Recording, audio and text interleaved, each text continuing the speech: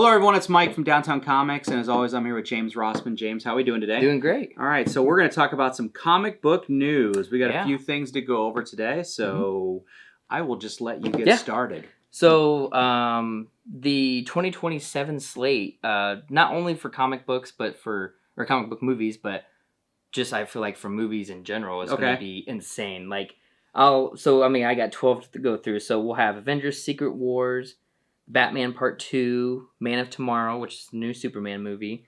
Wait, Batman Part 2, is that the sequel to The Batman? Yeah. Is that what we're doing? Finally, okay. yeah. Right, okay. Okay. And then we got Spider-Man Beyond the Spider-Verse, Star Wars Starfighter, which is with, what's his name? I don't know. Who'd they hire for that? Oh, it was it Roadhouse guy? Roadhouse sequel guy? Shoot. Ryan. Oh, yeah, Ryan Gosling. Yeah, Ryan Gosling, James. yeah. But then we'll have yet another Godzilla movie. So, Godzilla Kong movie, Supernova. Okay. Legend of Zelda comes out. Sonic 4. Wait. Is Legend of Zelda live action or I think animated? so. I think it's live action. Okay. Yeah, so that'll be interesting. The Spider-Man Beyond the Spider-Verse, that's the sequel to the animated one. Yeah, it's the right? third one. Okay, Mm-hmm. not Brand New. Is Brand New Day next year? Yeah, Brand New Day. That's 2026? Right, yeah. Mm-hmm. Okay. Yeah. And then Avengers Doomsday is 2026. Yeah. Right? Yes. Okay. Yeah. Okay. And then we have Sonic 4, Shrek 5, Frozen 3, and then we have How to Train Your Dragon 2, the live action. Okay. So, and then... Dang, they're already... That's quick. It's insane. That's quick. Well, I guess they're just remaking the movie. So true, yeah. It's literally like pretty much shot for shot, probably. Okay. And then Ice Age Boiling Point, which I always loved the Ice Age movies. A new Ice Age movie. Wow. Yeah. Okay. So I'm like, that 2027 is just going to be... And actually, I was talking to one of my friends about this. I was like, how much overlapping is there going to be to where it's just like, people are going to be like, oh my gosh, that's so much money that I'm going to be spending. Well, I mean, you can go back. I mean, for my youth, it was the summer of 1989, I want to say, so 1984 was big, but the summer of 1989, that was the year you got Indiana Jones and the Last Crusade, Ghostbusters 2, Lethal Weapon 2, Back to the Future 2. I mean, yeah, if you go through the movie list of that year, that was Batman, the original Batman, the Michael Keaton Batman. It was insane. Wow. Yeah, it's like some of the biggest movies ever was the summer of 1989. Yeah, so it does happen. It does happen. Like there's this, the cycle where everything kind of lines up, especially sequel things line up, and then you just get everything. I mean, like this year we got Superman and Fantastic Four, but I just like, and then I guess this year we're getting another. You get another Tron. Yeah, another Tron. Get another Avatar. Yeah, Avatar. Yeah. Yeah. But 2027 is going to be just absolutely insane. Yeah, looks packed. Yeah. Now, as far as like superhero for the DC, the new DCU, the timeline. So we have Supergirl, which will be the next one, which is June 26th of next year. Okay. And then we have Lanterns, which is early 2026. And that's the show. Yeah, right? The show. Okay. Yeah, HBO Max. Gotcha. Yep. All right. Not so sure why there's not a date for that yet, but that's, but then we have Clayface, which comes out September 11th of next year. And that's a movie? Yeah. Mm-hmm. Okay. Yeah, this one, I don't know if we've talked about it too much, but is definitely going to be on the horror side. Right. Of it. So yeah. Some people were like, oh, wow, is this going to be like part of like the Batman, the Pattinson Batman's universe, or is it going to be DCU? I was like, well, as far as I know, it's DCU, because like James Gunn keeps saying that. He's like, oh no, Pattinson's Batman's not going to be right. DCU, exactly. Yeah, so. It's going to be DCU. I don't think there's anything other than that. The Penguin, or was it the Penguin? Yeah, that Penguin show. The show. Yeah. But maybe I don't know. They could go either way. Yeah. If they decide to put it in the Pattinson universe, they can. Yeah, so that'll be interesting to see. Man of Tomorrow comes out July 9th. So James Gunn just got done, obviously Superman came out this summer. He got done with Peacemaker season 2. Yep. That's on, I think 3 episodes are out. Yep. And he's written the first draft of Man of Tomorrow. And I'm just like, I was like, I think the guy needs to slow down and give his. I don't know. I don't know. I like sequels. Mm-hmm. If you're gonna do a sequel to a movie, right. 2 to 2.5 years. That's true. Yes. Once you get 3 years, and it's just the patents. I don't like because people forget and there's no energy there. I think you should get because it used to be a movie did well, they greenlight the sequel. 2.5 years, it was out, right? And then James Bond screwed it up by always taking just so like right now we don't have a James Bond movie exactly, because for sure, for whatever they got to hire a new James Bond and everything. So it just if you get these guys, especially on characters like super, you hire these actors and you're paying them, right? Every year that goes by extra that wait is one less movie down the road that they can't do as the character because they've aged out of it or whatever, So again, if you're going to hire these big IP characters, Batman, Superman, James Bond, whatever, you want to get them. That's why the Marvel one works so well because you got Iron Man and Captain America and Thor. They were in 8 movies a piece, even it's just cameos and stuff like that, right? Definitely.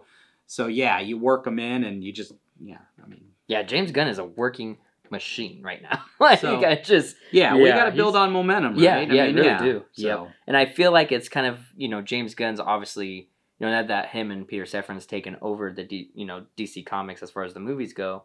And they're not necessarily trying to play catch up, but I think they're just laying foundation. Well, they're not playing catch up because obviously the slate you've described, it's only 1, maybe 2. It's it's nothing big, and they're different. It's not like they're putting out 17 Batman movies. Yeah, exactly. Right. So again, 1 to 2 movies a year for this kind of stuff every year is what you need. Yeah, right? Yeah. And you just want something consistent that people hopefully will want to see. So. Yeah, and let's see. I mean, next year we got 1, including shows. We got 1, 2, 3 things coming 3 out. Things. So that's pretty good. I mean, 1 being a show and. One's a show, one's Supergirl, one's Clayface, 2 different genres. So, yeah. So I think, and then, going into 2027, like I said, Man of Tomorrow comes out July 9th, Batman Part 2, October 1st. So, that's on the tail end of 2027. Yeah. So, exactly. But, and then we have the Dynamic Duo that comes out in 2028, which will be animated. Oh, that's going to be animated. Mm-hmm. Oh. Okay, but that'll be the first DCU Batman then? I think so. Yeah. There's nothing else. That's not going to be live action. Okay, I thought it was going to be live action. All right. I don't even know if Batman's going to be in this. He might. What do they mean by dynamic duo? I think it's the Robins, but I can't remember. Okay. Maybe I'm. All right. Ones. Yeah. Okay. So I don't know. That's 2028. That's exactly. Yeah. Yeah. I'm just gonna try to make it through 2025. Right. So. So as far as the Batman Part 2, I don't think they've ever really said why. It's been so many years. No clue. But that one's. I assume it has stuff to do with corporate mergers and the fact they wanted to kick this DCU Superman thing off. And having the Batman come out, but it not being part of the DCU, then causes customer confusion. Who that's true. The normal viewer doesn't understand, I guess, for the most part. And so I don't know. I think it's silly, but whatever. I think they gave runway to that. And maybe that Penguin thing took a lot out of. That could took a lot out of them. And so they couldn't quite back. Or maybe Robert Pattinson had other things to do. I don't know. Yeah, that's true, right? They all act. Maybe he's busy. I don't know. Yeah. So as far as being a comic book movie lover, next couple years, I think are going to be so good. Yeah. All right. So, but something was kind of interesting. James Gunn did go on record and he said on Instagram. So.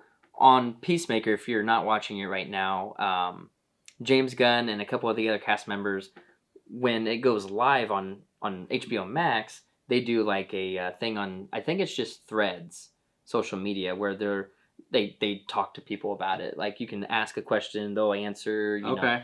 They do it for the length of the episode. Okay. And but he made a post on Instagram that says, "Watch the Man of Tomorrow prequel."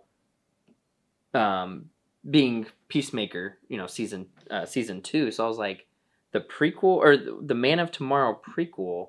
So I'm like, is this like season gonna have something to do with the new Superman movie in 2027? So I was like, that's interesting. Like, or is Peacemaker going to be in Man of Tomorrow? Who knows? But I thought that was a very interesting little quote by him. Okay. Well, maybe they're doing some serious world building in that. That's what I'm thinking. Yeah, and who better to do it than James Gunn, I guess. Okay. So, but next we have Batman Day, which is on September 20th. Yeah, so Batman Day is September 20th. So that day there's going to be a few items that you will be able to get on Batman Day. And of course, depending on what store, how much they get for it, these kind of things are limited.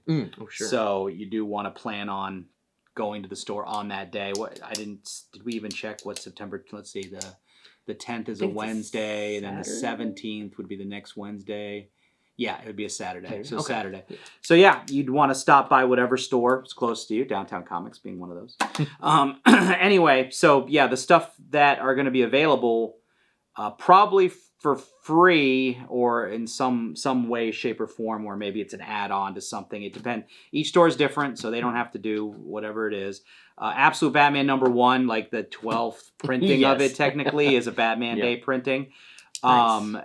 You may be able to get issue #1 for free, but they're definitely gonna have a foil version that you have to buy. So I don't think we've done a foil version of Absolute Batman 1 because I don't know that they were doing foils when Absolute Batman #1 came out. So I don't really remember. Over a year ago, but anyway, this specific cover will have a foil version. Nice. Then they're doing a reprint of Batman Year 2 #1. So that was back in, I want to say it was Batman 423 or 432, something like that. The Batman Year 2 storyline. So they're reprinting that, and then you're getting a foil version of that cover. Now, the big disappointment for me was it was solicited as being the Todd McFarlane cover because he had done a couple of famous Todd McFarlane covers back then. I think this was his Detective Comics cover. I think. But they said right after they solicited that they actually changed to the Alan Davis cover. Nothing against Alan Davis because he's a fantastic artist, and that's a pretty iconic cover as well. But yeah, it's now the Alan Davis cover. So but anyway, there'll be a foil version of that of course you'll have to buy. The third book will be the Batman and Robin, the Year 1, the one that's current, like by Mark Waid. You'll be able to get #1 of that to try it out, and that's a book I highly recommend. So hopefully you can get that for free. There's something called the Batman Gotham Sampler. I have no idea what's in it. So that may be just various short stories or reprints or something like that. Okay. And then lastly, they're doing a special, and they've done this before for Batman Days.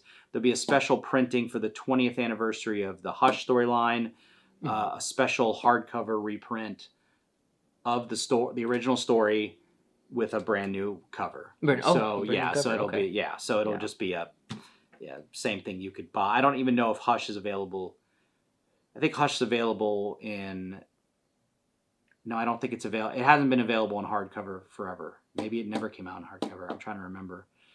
Yeah, so this may be one of the first times anyone's seen a hardcover in quite a few decades. So again, and I'm sure those are limited as well. They're limited to whatever the store orders. So so those are like the 5 things that you can get on Batman Day. Okay. Now none of these were anything that you could pre-order. They had to be No, I think it's a good question. I don't know if our system. I think our system allowed you to pre-order the foils because those are something you will have to buy. We're buying them just as like we'd buy any other regular foil cover, whereas the other ones come in like bundles. Yeah, gotcha. So we usually, because that gets very confusing if someone orders a bundle, but they just want the one, right? So you probably couldn't pre-order the free ones that we'd be giving out. So yeah, like the Hush hardcover and that kind of thing. So yes, I mean we're way past that unfortunately now. So again, depending on the store you go to, you may want to talk to them if any of that kind of interests you and seeing if they have enough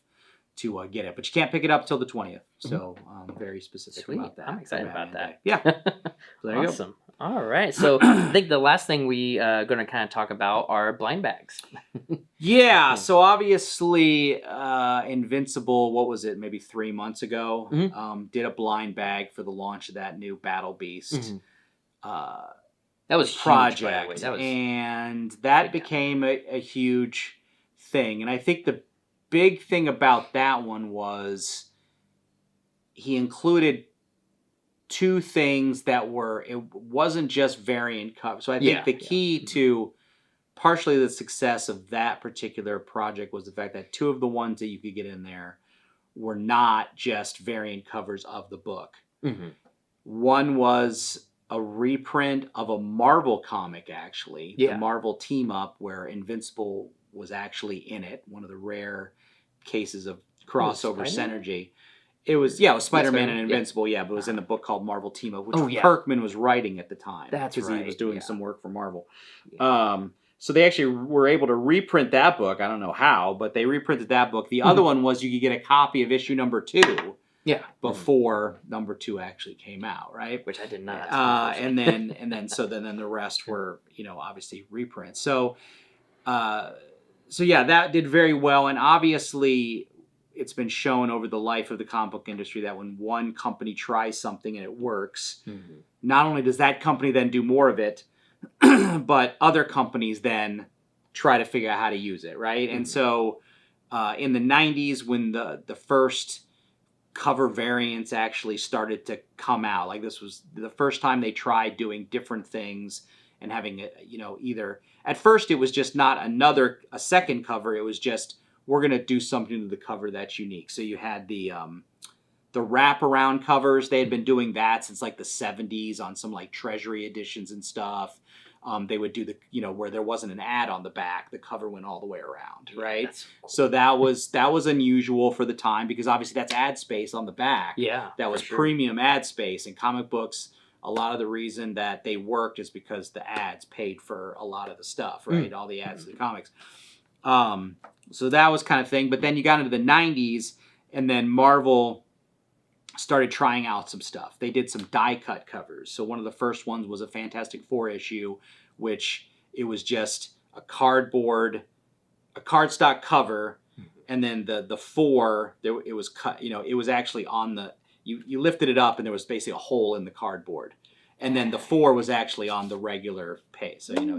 So it's kind of like a double cover almost.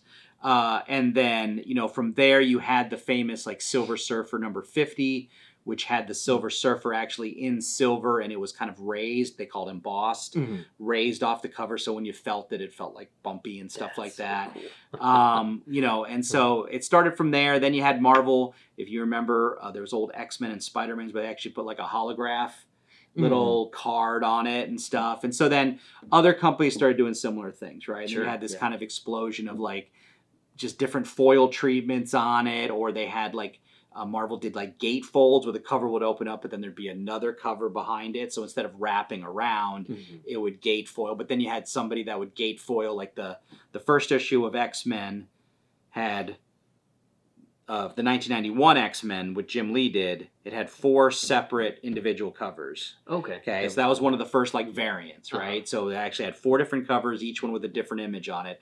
The 5th one though was a fold out where all the images were together. So you could fold it out and then the whole thing, because it was like a picture kind of thing. So, that 1991 or whatever. So that was kind of one of the first variants. You had the Batman Legends of the Dark Knight number 1. I don't know if you remember that, but they were different colors. It was like a blue, from like 1990 or something like that. Yeah, it was like the Legends of the Dark Knight from like 1990 or whatever.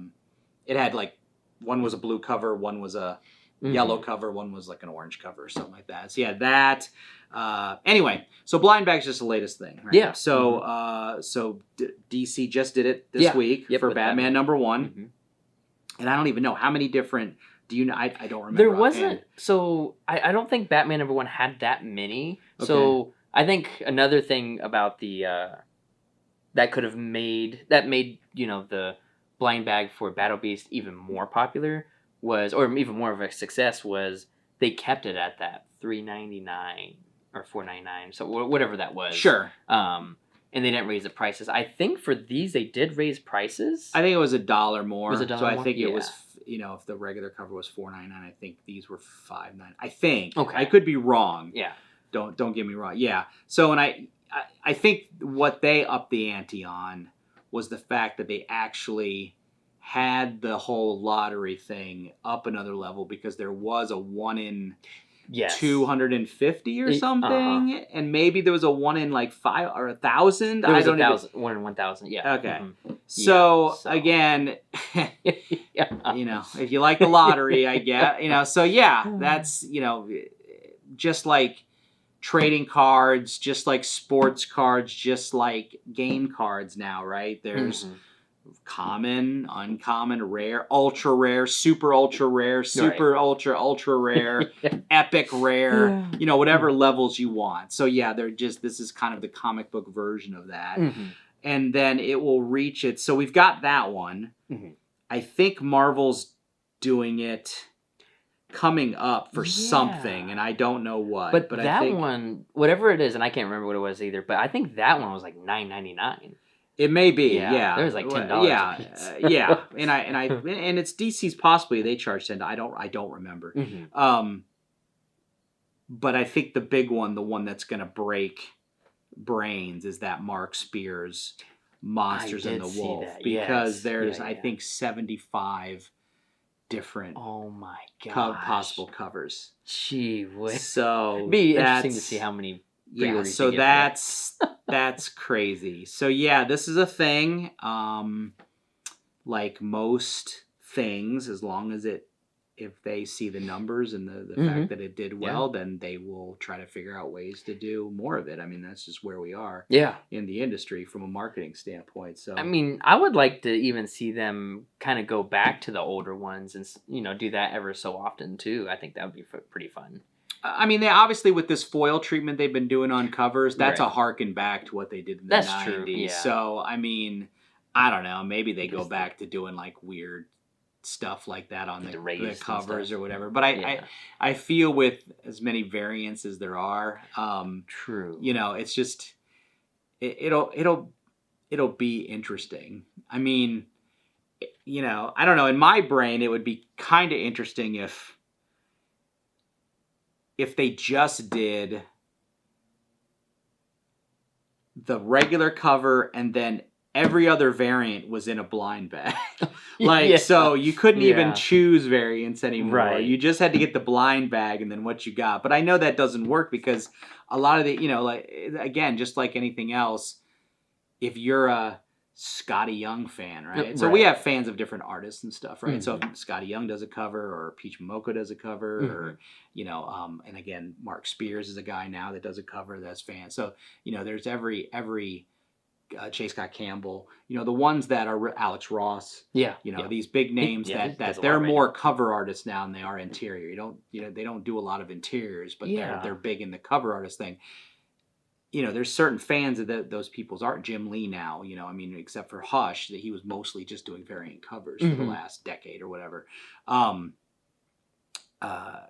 Fans of those, like, that's what sells a lot of these variants, right? They get them not because of the characters in the comic, but the fact that the artist that's doing that thing. So if you did what my suggestion was, well, what about the Peach Momoko fan that wants a Peach Momoko variant and then has to buy that and doesn't get the Peach? How many would you have to buy? You're going to be ticked or whatever. So I see that as not a viable solution. That's just going to get people ticked off. So, but it would be interesting to think about. It'd be fun to have that option, I guess, just as, I don't know.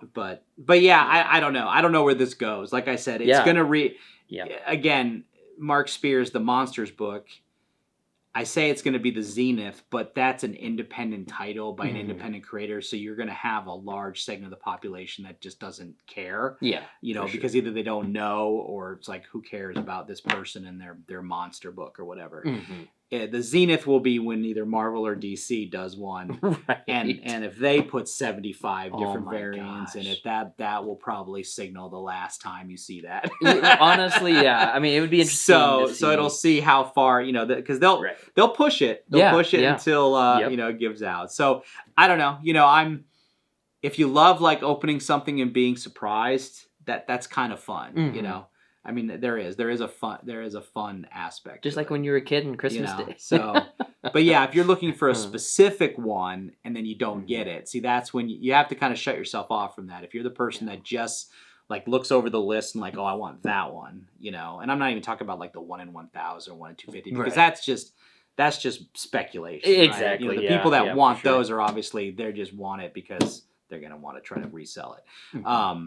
But yeah, if you see the cover in there, oh, I really like to get that one, then you don't get it and you're mad or upset, then probably blind bags are not for you. Yeah, you either got to be ready to just like accept what you get and be all happy about it. Because I mean, they did this before. Harley Quinn did it. Maybe what is it now? A decade ago, they did a blind bag for the Black Book. Harley Quinn's Black Book. They did one. Walking Dead did one for their 15th anniversary where they did blind bags, but they weirdly did blind bags where it was they took 12 of their most famous issues, like number 1, number 19, number whatever it was, you know, all the key, like the keys of the run, and they did a special blind bag where each issue, so it was issue 1, but it had like 6 different variants that you could get, and then in issue 19, so they literally did, there was 10 or 12 different issues where they each had a blind bag. So this is not the first time we've seen this. Yeah. So it's just kind of, we're going back and trying it again, I think, more than anything else, because they have done it before. Oh, no wonder that. It's not new. That Battle Beast did it, because Robert Kirkman also wrote. Oh yeah, no. I mean, Kirkman is an excellent marketer. He is of his products. Fantastic. Like he's the one that did the. So, you know, we talked about that X-Men, what was that Zero issue that just came out? The Age of Revelation, right? And we talked about how that was not solicited through the normal channels. It would just appeared. And the same thing where Marvel did the Moon Knight, the Fist of Khonshu, Zero. I mean, that was just a thing that had already been done by Kirkman because he dropped... What was it? He dropped the title Die, Die, Die. He just dropped it into the marketplace without solicitation. He just sent it to, like, he didn't even, you know, he didn't even have us order it. He literally just sent us this book. Right. Like, here's this new book I have. Here, have some. Jeez. You know, so he did something like that. I think he did something with Walking Dead like that too. Or maybe it was Negan Lives or something like that. Where he just dropped it. So Kirkman's done quite a few things marketing wise that have, you know, kind of hit big, and then other companies have tried to like do their own version of that, you know. Sure. So we'll see. Nice, yeah. We'll see. Well, I'm excited for the future of this. This type of marketing. So I guess in the comments again, be civil. But do you like blind bags? Do you not care? You know, do you care? Do you not care? Do you like them? Do you not like them? Let us know your thoughts. But again, civil. Civil. All right. Well, I think that about wraps it up for comic book news. Okay. Did you? I guess I got to ask. Did you get a blind bag for Grandma? I didn't. Oh, okay. Yeah, I didn't. All right. Yeah. Regular. I mean, there was plenty of other covers. Exactly. That's what I'm saying. It's like the blind bag is just. It's like when you have 10 different covers and a blind bag, it's like, okay. Right. All right. Okay, well, I think that's it. Yeah. All right. Well, thanks, James. Yeah, this thanks, is Mike. fun. Yeah. We'll see you with another comic book news as soon as, you know, something cool happens. Thanks a lot. Bye.